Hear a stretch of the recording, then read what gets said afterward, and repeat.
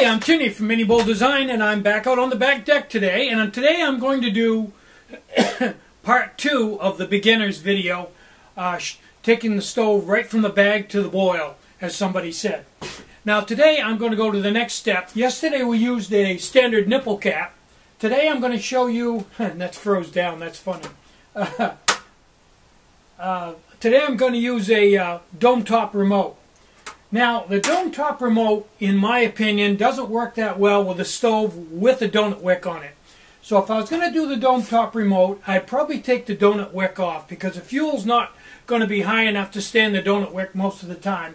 But with just the center wick, it will wick up and stay pretty steady.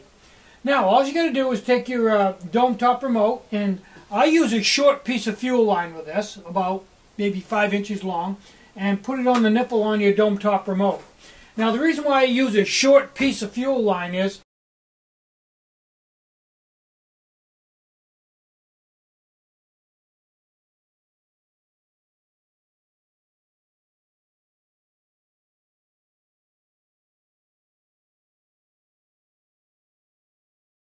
take the top off of it.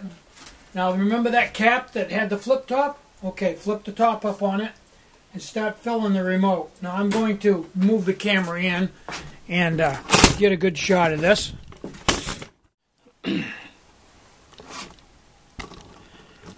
Okay, there we go. Now, here's a stove with the donut wick removed. This is an original bongo, but it wouldn't be any different if you were using the M2SB with the wick off of it. Okay, and here's a dome top remote. Now you don't want the alcohol level in this remote to be above the top of the stove. If it is, it'll flood the stove. So start putting some fuel in, and for beginners, hold it right over there and see. You don't want to go much higher than that, or you'll flood the stove. Okay, now once you fill it, just walk away for a while. Set the cap on there, walk away for a while. What will happen is, in the next minute or two, is this wick will slowly suck the fuel out of this remote and fill itself up, and the wick will start getting wet. If you want to hurry that, hold it above it a little bit, but not too long or you'll flood it. And once it gets alcohol on it and soaks it up, then to get a good long burn, you can refill the remote back up to the same level as you had it before. There you go. There.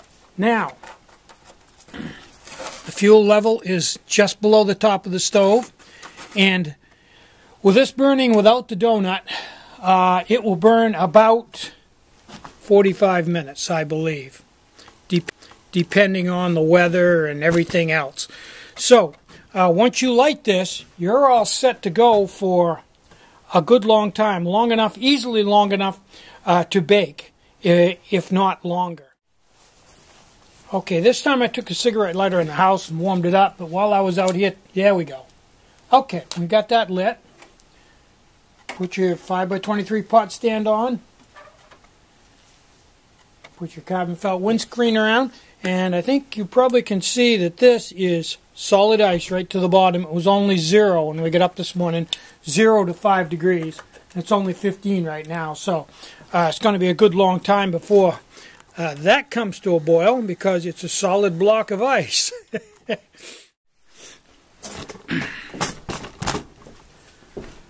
Okay, you've got your stove lit, and you've got your dome top remote setting out here as far away from the stove as you can get it to keep it away from the heat. Now, as that burns down, it will continue to pull alcohol out of this remote until it's gone. Now, when it gets down low, if you still want to cook some more, just screw the top off, take your bottle, fill it back up again. Just don't fill it up higher than the original level so you flood your stove. Just fill maybe the bottom of the cap. And you can go on like that as long as you've got alcohol. About every 20-25 minutes, come over and fill it back up. So, that's all there is to that. I'd let you take a close-up look at the flame without the donut on it. There we go. And there's the remote.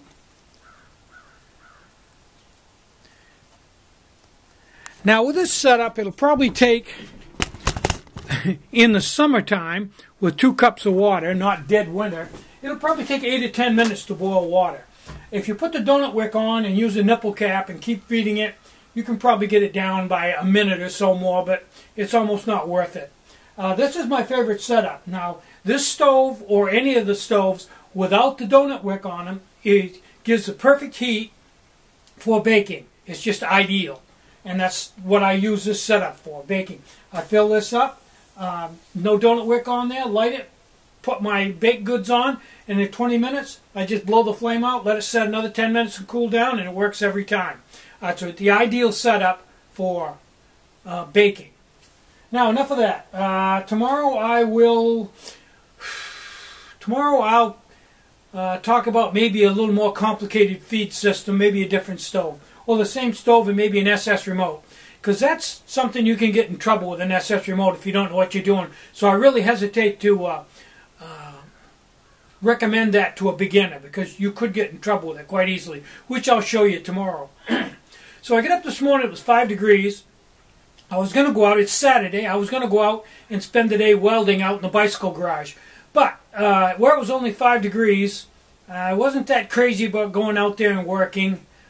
Because tomorrow, Sunday, is supposed to be a really nice day, so I decided to work today and build M2SBs. I built 12 of those today because the store was pretty much out.